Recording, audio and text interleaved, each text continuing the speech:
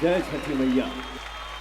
भी गंगा परी सो आई, पहला अर्घ के दिन शाम 4 बजे 13 तारीख को हम सब कलाकार यहाँ इस दरबार में एकत्रित हैं।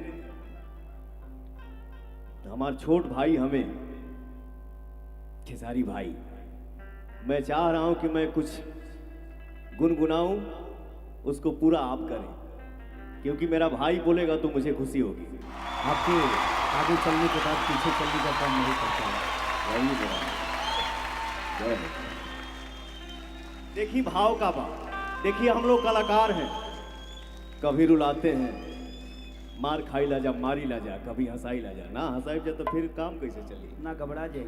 वाह। हर घरवा में बाजी बधाई, छठी गीतिया सगरी गवाई, घरवा में बाजी बधाई, छठी गीतिया सगरी सुनाई, कि महंगाई दे दू मैया हो, अरे कि सुनर सुनर भौजाई, महंगाई दे दू मैया हो।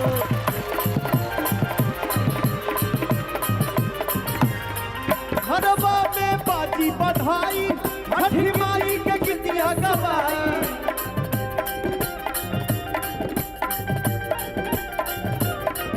घरवा में बाजी बधाई, छठी माई के गीतिया गवाई, मंगाई देलू मैया हो, मंगाई देलू मैया हो, अरे सुनर सुनर भौजाई, महंगाई दे दू मैया हो।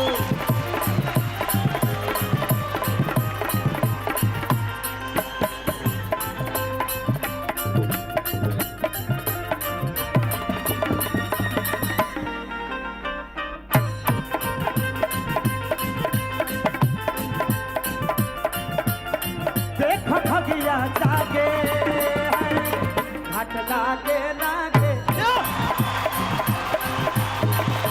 मंगाई देलू मैया हो, सुनर सुनर भौजाई।